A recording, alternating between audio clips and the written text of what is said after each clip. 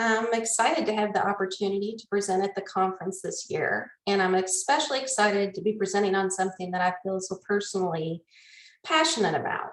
So I hope that you're going to find some valuable insight from the sessions today, regardless of whether you have already been in business for a number of years and you're preparing to expand your services, or maybe you're looking to scale the amount of business you're doing. Perhaps you're considering how you're going to exit your business or retire in a few years, or maybe you're just starting out. Running a business is like a lot like working a puzzle, except it's a puzzle that you never complete. It just keeps growing day after day, and there's always a new piece that, or a new opportunity for a new piece to fall in place. So today we're going to discuss how standardizing your workflow can help to assure that you maintain the same level of quality in your services and the types of services you have, and help you prepare, if you're interested in doing so, to scale or maybe even exit your business one day.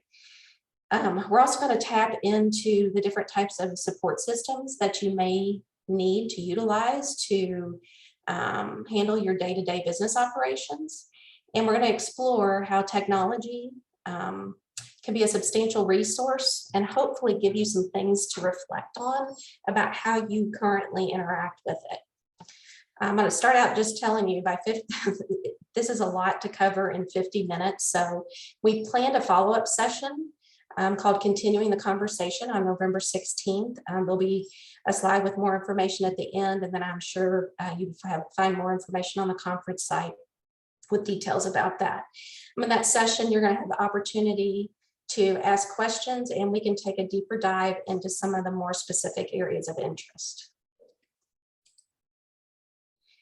Now, you may be wondering, who is this Ginger Jones chick and what qualifies her to talk about this subject today? And if you are, I'm sure you are not alone. And I'd like to start by just saying, has anybody ever heard of Simon Sek's golden circle theory? If you haven't, I recommend Googling it. There's a nice TED talk that you might want to watch. But in a nutshell, what Simon's theory is that every business has a why, a what, and a how to their story. And I'm hoping that you will humor me by letting me share a little bit about my why. And I think that'll explain a bit more about why I'm here. I became a registered nurse in 1993, and then I spent the next 18 years working in a number of different areas in healthcare, including many years of critical care, home care. I did management in long-term and management in acute care facilities. But in 2004, my stepson Gabe, who's pictured up here in the corner with his glasses, he woke up in the middle of the night and had severe head and neck pain. And this was very unusual for Gabe because he was one of those kids that was never sick. I'm thinking he was in 7th or 8th grade and he never had missed a day of school. But we figured maybe he had overdone it that day, and he had worked hard and played hard. So like any good parent, we gave him some Tylenol and sent him back to bed. But it wasn't long before he came back up into our bedroom and was visibly shaking, and told us that he's really scared and that his head and neck hurt so bad. So my husband, who's also a nurse, and I knew something was off. We just didn't know what. And he took him to the emergency room. Within 20 minutes of arriving, Gabe was flaccid and lost all sensation below his breast line. And the next 32 hours, I won't get into details, I could go on and on about it, but the next 32 hours were just a dizzying blur of misdiagnoses and uncertainty, and which ultimately resulted in Gabe being paralyzed at the C3 to C7 level, which actually makes him a high-functioning quadriplegic. And this was as a result of a blood clot on his spinal cord. My husband and I had watched all of this transpire with really a cloud of just disbelief and confusion. I mean, we were intensive care nurses, and we couldn't make any sense out of this. But after his surgery and several weeks in the hospital, we slowly began to gather our wits about us. About the time he went to rehab hospital for a several month stay. And that's where we began the first leg of our journey for advocating for a loved one and experiencing healthcare from a very different aspect. And this is Gabe today. You see, he's doing fine. He's quite the character. And then my part 2 of my why. 6 years later and 2 more kids to our family of 9, which was expanding. My stepdaughter, Sydney, was planning to get married. And so we began 2010 with lots of hopes and expectations that we would have just joy and celebrations throughout the year, but that's not the way it worked out. Between June and August of 2010, my 12-year-old daughter, who's pictured here in the front row, her name's Ashley. She began having really significant abdominal pain, and it was pain to the extent that it was affecting all of her activities. So we addressed it with her pediatrician multiple times, multiple visits. Everybody was kind of at a loss what to do, but ultimately through some tests, we found out that her gallbladder wasn't functioning at 100%. So they determined that was the likeliest cause of her pain, and we removed her gallbladder. That happened near the end of August, and within 2 days after her surgery, her pain had increased and to unbearable levels, and it had begun to spread down her legs. So we took her to the pediatric tertiary care hospital in Louisville, Kentucky, and she spent several weeks there going through more tests while she was on IV medication for pain and getting acupuncture, and her condition just continued to decline. I knew from previous experience that I was not about to wait on the medical team to come up with answers, and I began my own research, which ultimately led us to the Cleveland Clinic, the Cleveland Pediatric Pain and Rehabilitation Clinic, and resulted with a diagnosis of complex regional pain syndrome for Ashley. I can't say anything but good things about the program there. And she entered on October 4th, unable to walk. We actually had to push her in a wheelchair. Her pain was so bad she couldn't stand, and she was having circulatory changes. And then on November 4th, she was discharged, walking and on much lower doses of pain medication. It was a really terrific program. This picture was taken November 6th, the day of my stepdaughter's wedding. And it was just a few hours before the most pivotal point in my life so far. My parents left the wedding reception early with my daughter Ashley because she was still recovering, and they were going to take her back to her dad's house early. About 2 hours later, I got a call from my ex-husband, and they had never arrived. So long story short, we rushed to the hospital where they had stat flighted my daughter from the car accident with open head injuries, open abdominal injuries, multiple fractures. And I learned then that my mother had not survived the accident. Now, I'm a pretty resourceful person, and I had a good amount of relative healthcare experience when I encountered both of these crises in my life. And I share this with you because the point I want to get across is I was doing good after both of these instances to get through the day.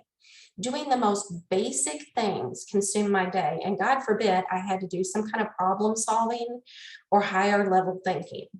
But somehow, by the grace of God, I got through the crisis one day at a time, and I chose to focus on my blessings rather than my losses. I know it might sound strange, but I actually felt so strongly blessed after all of this and the outreach that we had received that I decided it was my opportunity to give back and find some way to contribute and make an impact on people's lives that were struggling in the same ways that I had.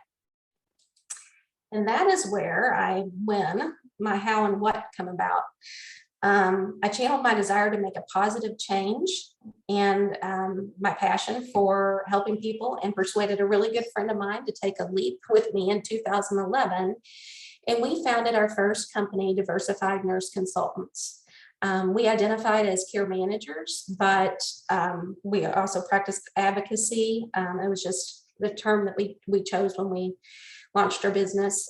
So we were two nurses with a lot of healthcare experience and a good amount of management experience, taking a leap into being business owners. We knew nothing about that, and we learned a lot the hard way. So by the beginning of 2012, we were both working full-time in our own business, and we had hired 2 part-time employees. We saw an opportunity to diversify our offerings, and by mid 2013, we were up to 60 employees. By 2015, we were up to 100 employees. So we grew really quickly, and we learned a lot about scaling and scaling fast. So let's see, in 2016, we started another leg of our journey, and we founded a medical level adult daycare, which was something that was dear and near to both of our hearts. And we named it after my mom, Peggy. Then in 2018, we began collaborating seriously with some other companies in the same space. In 2019, we founded My Care Alliance with 4 other organizations in a mission to continue to make change on a larger scale. And what we wanted to do is provide support to other businesses like ours, so that the highly valuable services that we had been delivering since 2011 would be more widely available to people everywhere. So I'm not going to sit here and tell you that I know everything there is to running a business that provides services to seniors and the disabled or those with acute health challenges. That would be ridiculous. I'm still learning every day. But I will tell you that I'm really passionate about these business types, and that I'm dedicated to sharing everything I know and that I've learned and all the resources that I can find to help assure that others have success in delivering these types of services. I wonder how many of you actually got involved also in advocacy because of your own personal experiences. Recently, I was sharing my why with a colleague, and she was telling me of an analogy that one of her employees had of what they did in practicing advocacy. And I just think it's such a great description. She says that her employee says that what she does is she just loans her prefrontal cortex to her clients. And that's how she practices advocacy. For those of you that don't have a medical background, the prefrontal cortex is part of our brain that we utilize mostly for executive function. We use it to set goals, make plans. It allows us to focus our attention and manage our emotional responses. And some of us, we can manage impulse control, some not so well. However, interestingly enough, research has shown that it's also the brain region that is most sensitive to the detrimental effects of stress. And even quite mild, uncontrollable stress can cause a rapid, dramatic loss of prefrontal cognitive abilities. And then worse, prolonged stress can cause more significant changes. The reason I mention this is I want you to think about, and I'm going to reflect back to what I told you about my experiences and my crises. I could not do higher level thinking. My prefrontal cortex was not working. And I really would have benefited greatly from an advocate. There wasn't anybody at the time to help me. So my husband and I muddled through it. And we had a lot of friends that were healthcare providers and nurses that helped, obviously. But I wasn't able to function. And so I want you to think about, yes, we know that a healthcare crisis or some personal tragedy can cause us to be very stressed, but what's something else that can cause you to be very stressed? Maybe having too much of a workload. One significant weakness that I would wager more than 80% of you have, considering your interest in providing help to others, is that you probably take care of yourself last. And in fact, you probably take a lot of things on your own shoulders. both in your personal and your professional lives. And believe me, I completely understand that. But I also understand that just like the crisis that I went through with my family, the stresses that can be created through running your own business can absolutely impair your function. And it has impaired my function at times to my ability to function. So it's consider the irony for a moment. If I'm in a business to help other people and I'm loaning them my prefrontal cortex, how am I going to do this if I can't even get it to work for myself? So as we go through the rest of this presentation, I want you to think about using some of the resources that we're going to discuss and think about how these might help you from taking on too much stress and ultimately impacting your ability to perform. Are you currently in your pace of work, are you putting in each piece of the puzzle yourself? Is that really the best plan? Is there a way to get some help? How can you do that? So that's what I want you to be thinking of. So one thing I would say to start with, from my experience and especially with scaling our business so quickly, one thing that was essential was having consistent workflow and processes in place. And that will help you not only be more efficient, but it will provide you with consistency in the way you serve your clients, and it will help you to minimize the risk, some of the risks that you take on, like liability. The good news is that you don't have to recreate the wheel. There are resources that you can utilize to help you get things established and to help you maintain good workflows after you get them established. I didn't know any, I didn't have any of these tools when I started. We had to develop everything from scratch. But there are resources out there today, thanks to a lot of pioneers in our field that worked hard and built good practices. So on this slide, we're going to look at some examples of common workflows that you use to run your daily business. And then we're going to look at some that you use to serve your clients. And at the end of the presentation today, we're going to go back and I want to ask you,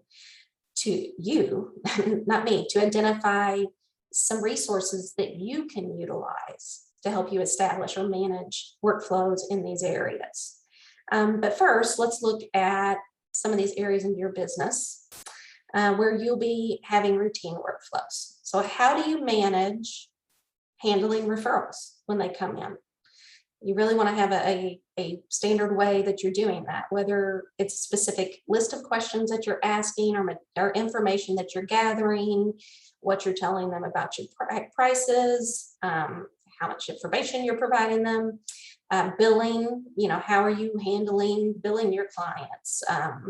How does the bookkeeper get the information to know that there's a new client to bill? How do you manage compliance and make sure that your business is registered and compliant with operating in the state?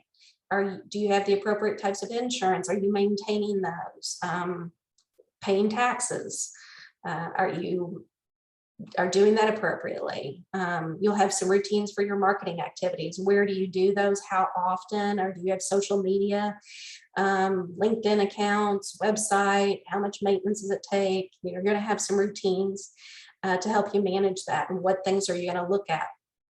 And then managing your human resources, both could be employees or subcontractors. When you were thinking about your human resources, what kind of things do you need to have in place for them?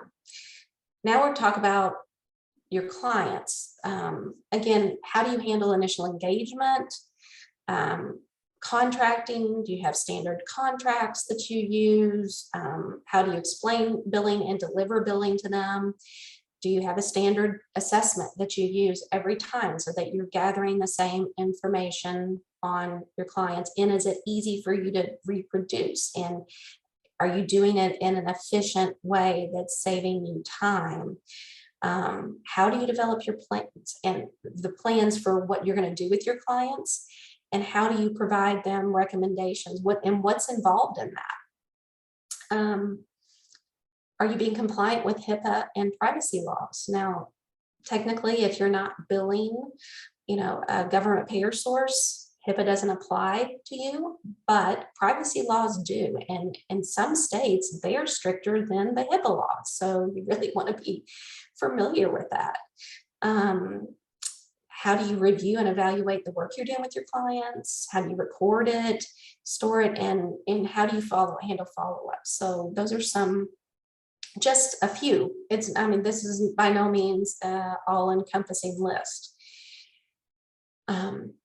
So what types of resources can you use or are available to you that might help you with these different types of activities?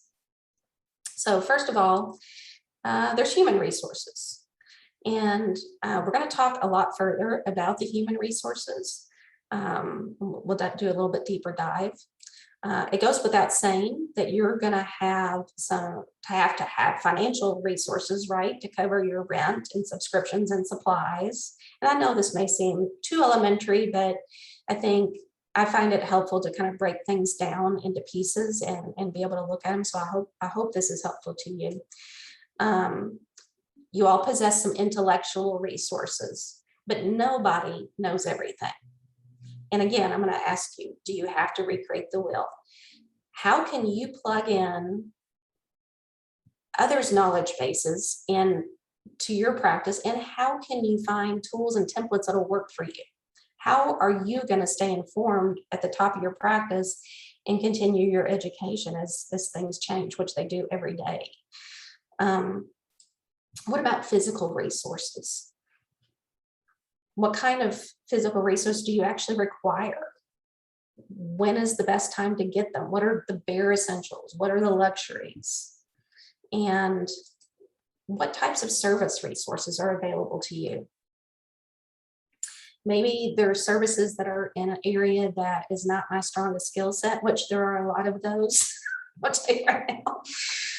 And if I'm going to think about utilizing services, I've got to think about the financial impact on my business of potentially outsourcing some of those.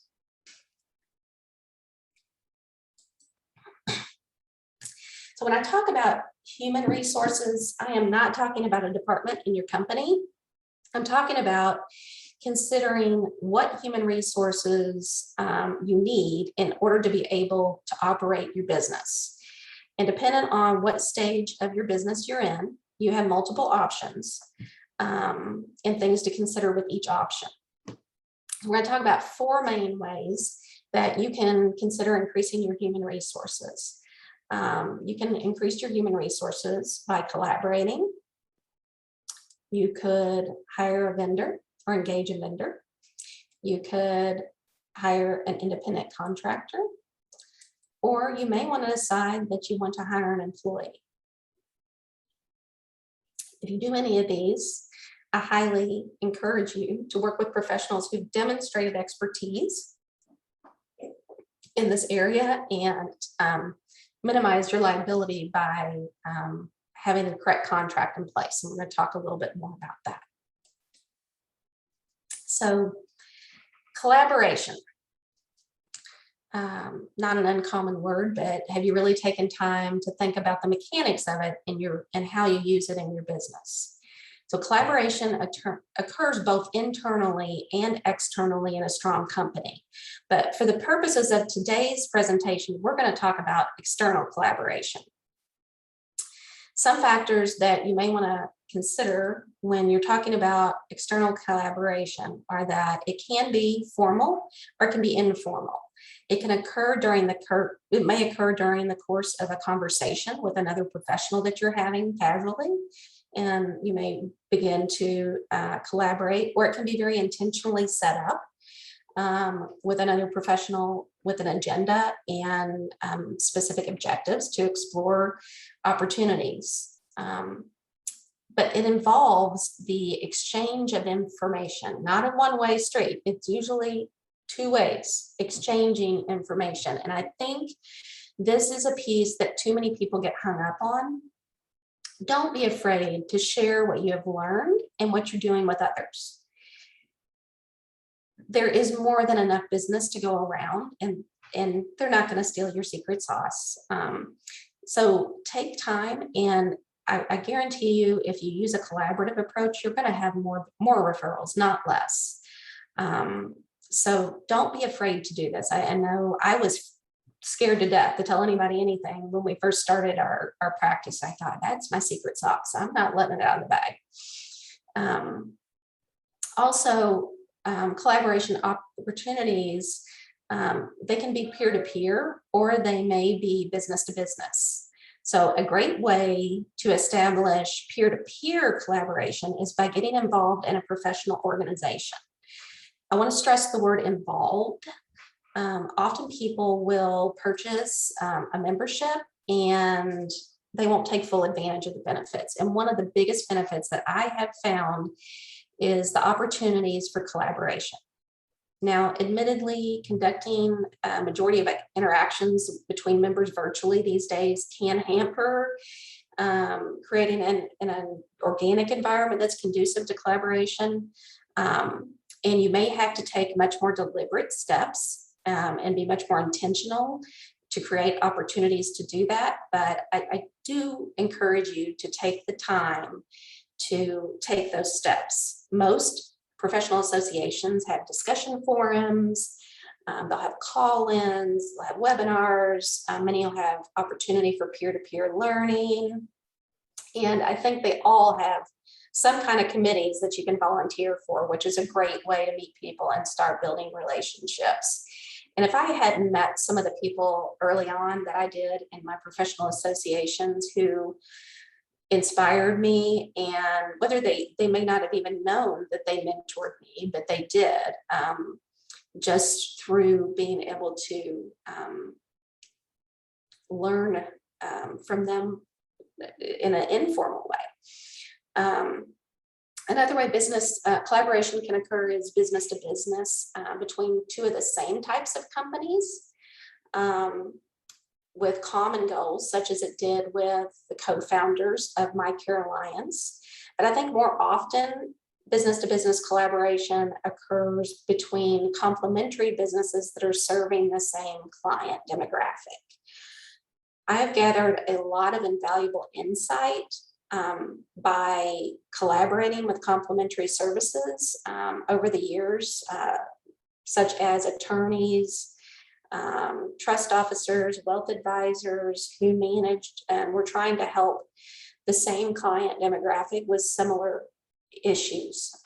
So we were able to make each other stronger.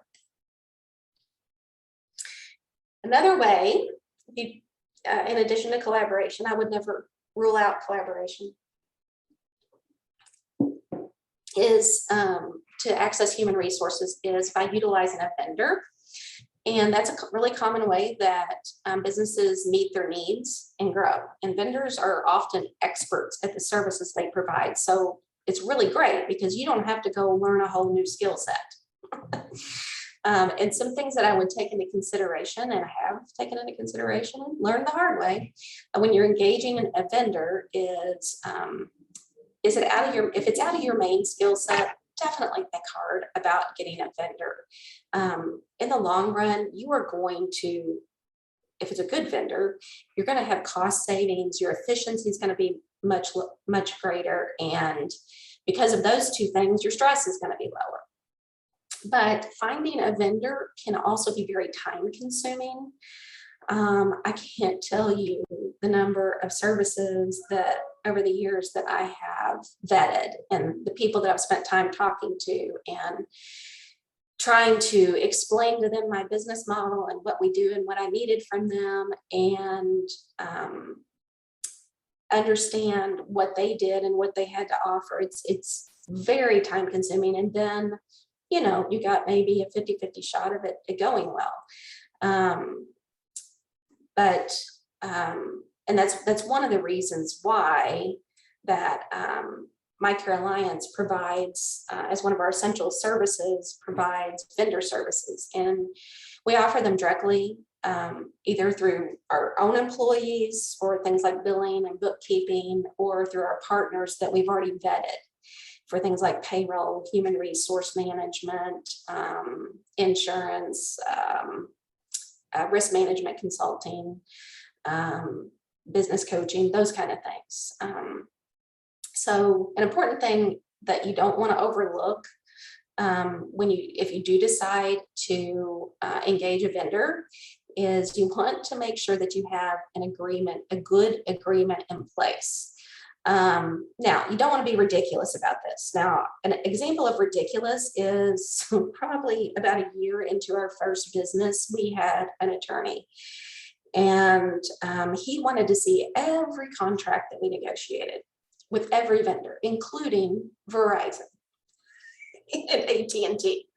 And I don't remember whether it was Verizon or AT&T, but he actually took their standard agreement and redlined it, and we went back and forth with AT&T. Now, they accepted our changes, but looking back on it, I mean, I probably spent $10,000, maybe not quite that much, but it was a lot of money on the attorney when my risk of having any poor outcomes from the contract with the vendor was very low. So be reasonable about it, but make sure you have a contract.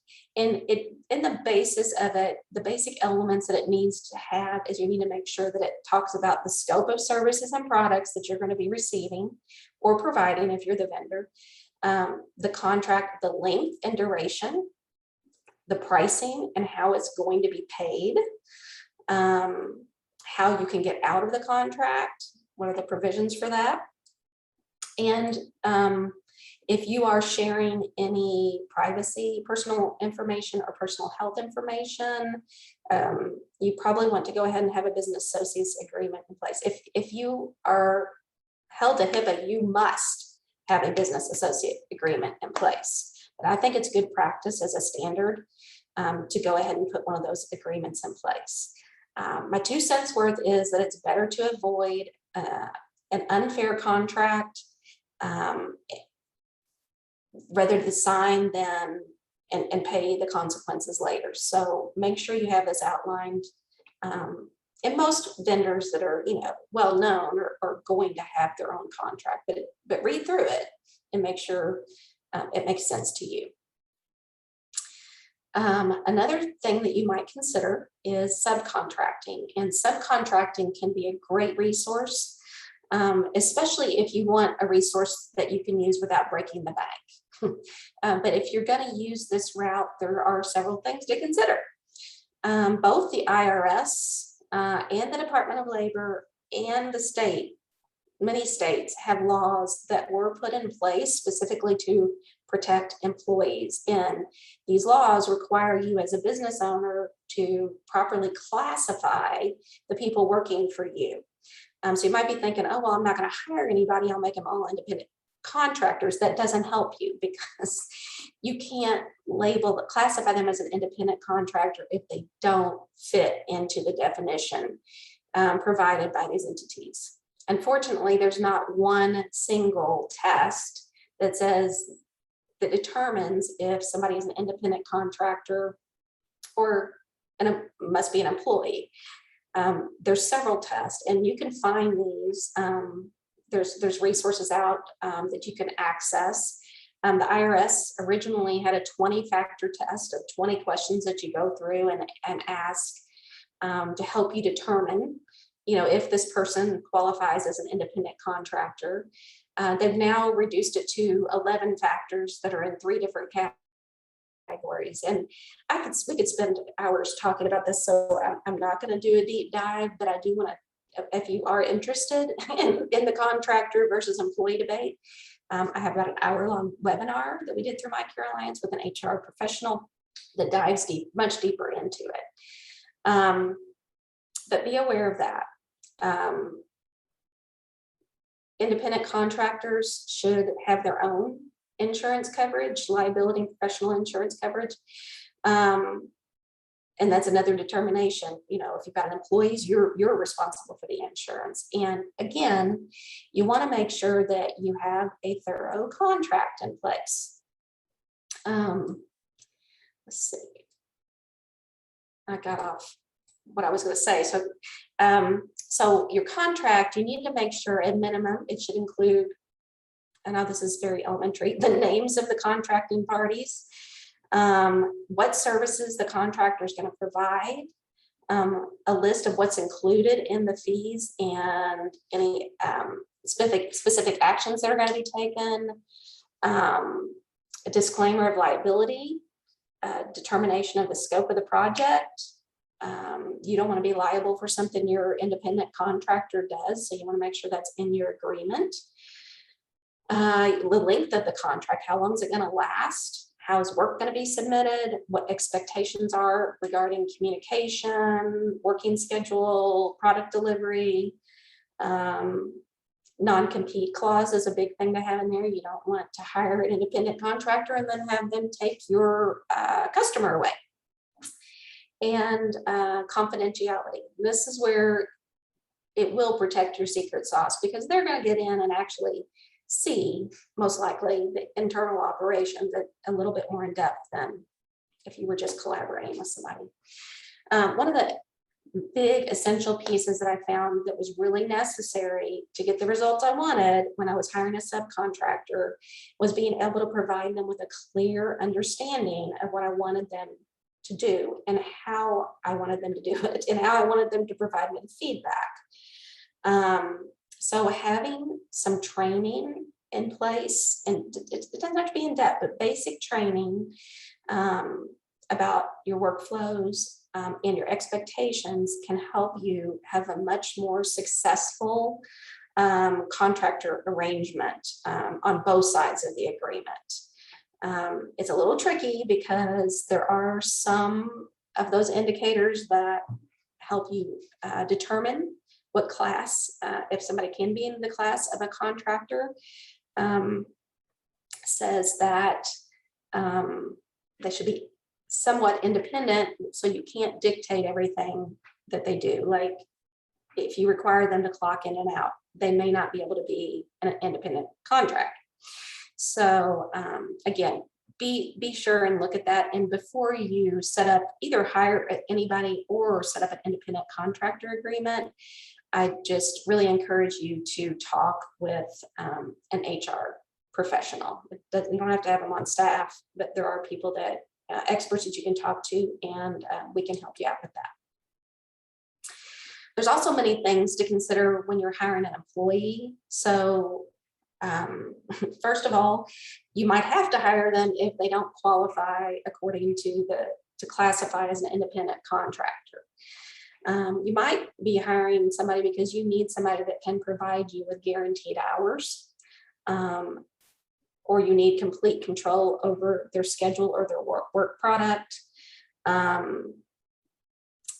If you're going to do this, if you are going to hire, you absolutely need to make sure you have a human resource professional that you can utilize at least several hours a month. And there are people that outsource this. So I didn't really realize it in the very beginning. We were trying to figure it out. Our payroll company gave us some basic HR services. And then as our needs started to expand, we hired an HR consultant who provided us with X amount of hours a month, focused on what our needs were. And sometimes it was developing a job description.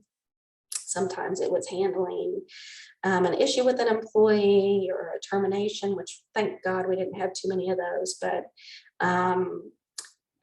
expanding our operations into a new state and understanding the employment laws there. So it's a good idea to have that resource, and it doesn't have to be extremely cost prohibitive. There are ways that you can access that. Talked about the federal laws, state laws, taxes, and there are regulations when hiring employees about having to provide benefits, and you need to be aware of that. And by now, you should expect me to say you need to make sure you have an employee contract. So, or a job description, letter of hire. Every single employee should have some kind of a contract and agreement, and it should include their job description with what their duties and responsibilities they're going to It needs to include any information about compensation or benefits or time off that they're going to have, and it should reference your employee handbook. And as soon as you hire that first employee, you really should have an employee handbook of some sort that dictates what the expectations are, so that you have demonstrated that you have provided them with what they need, and that you don't want them coming back and suing them. And the employee handbook overall just provides a clear outline of your company's policies, even if you don't have them to begin with. The human resource professionals and the outsourced HR and payroll companies, they have standard employee handbooks that they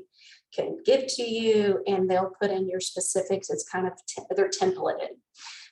So again, it's not unattainable. It's really actually pretty easy to do, but just be aware that resource is out there and that you need to utilize it if you go down that route. Okay, we're going to move on.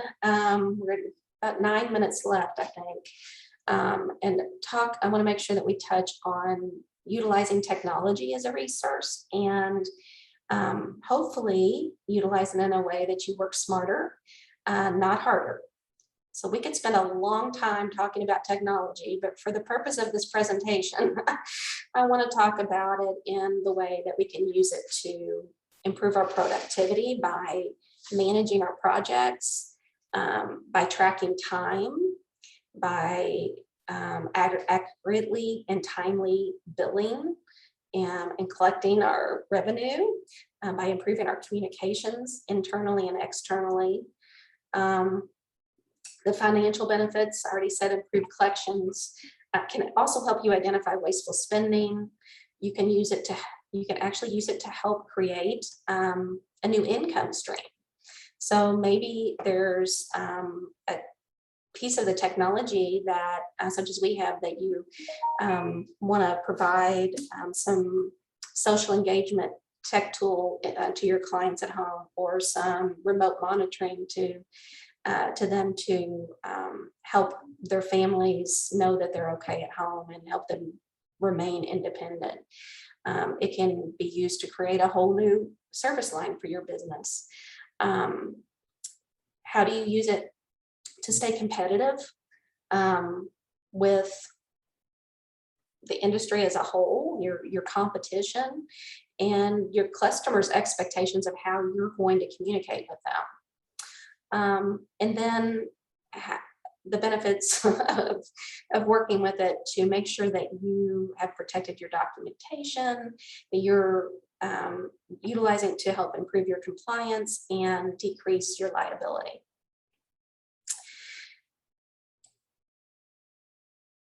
So as we go through this, kind of think about what your personal experience is with technology and what your level of comfort is. I know everybody's at a different level.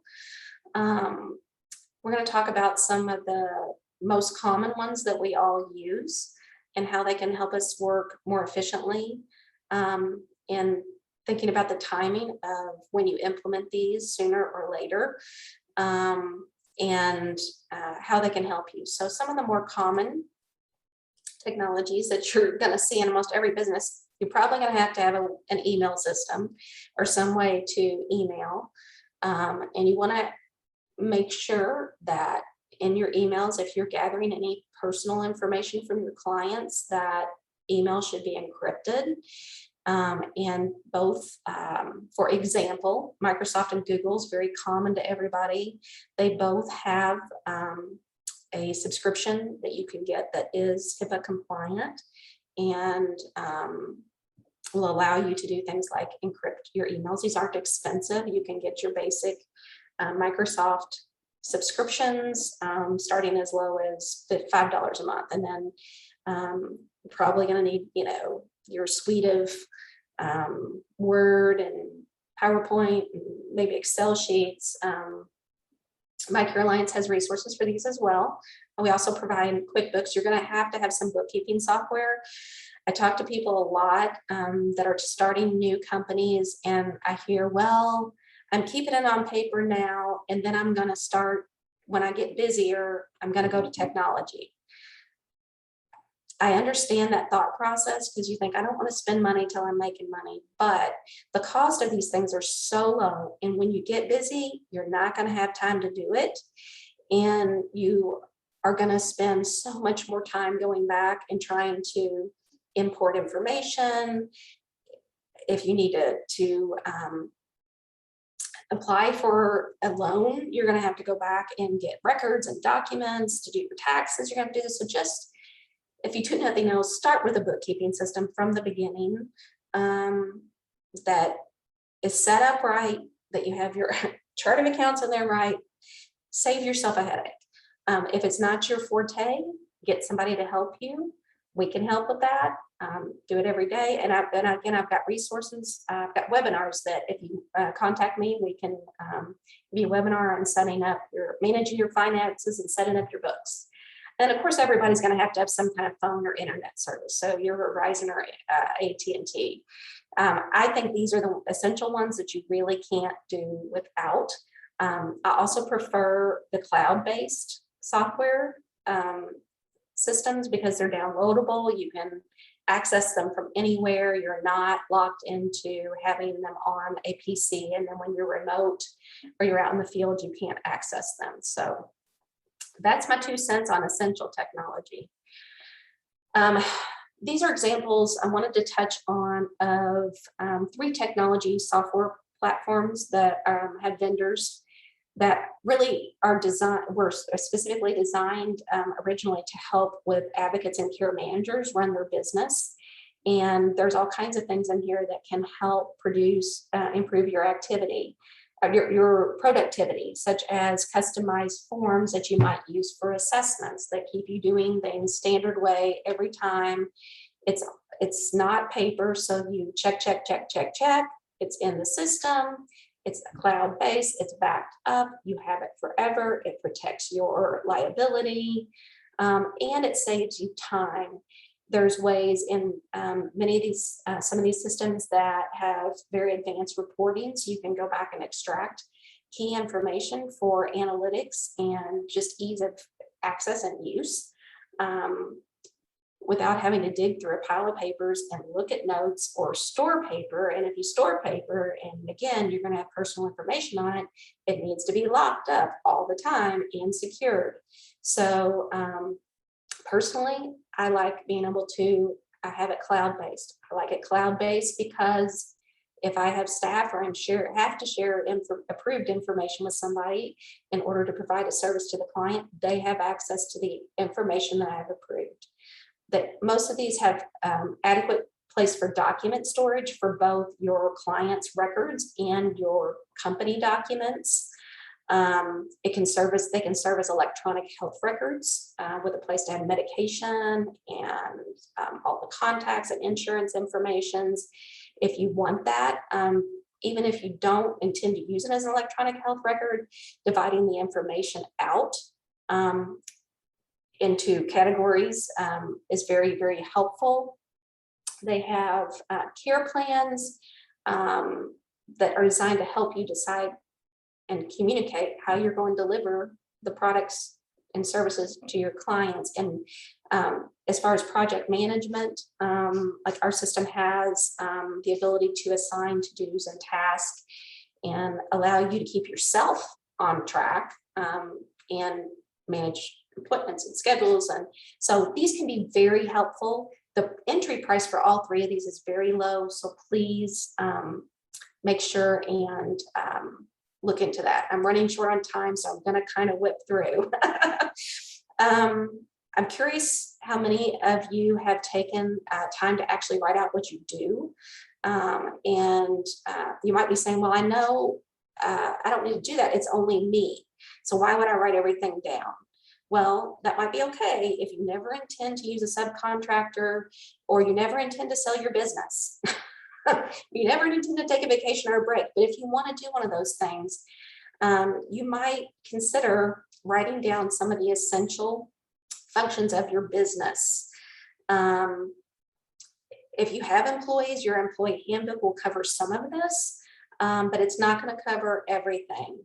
And the bigger you are, the more policies and procedures you're going to have. It's just a fact, but it's going to save you headaches down the road, and you can plug people in when somebody's missing, especially if you've got employees you don't know that they're going to show up.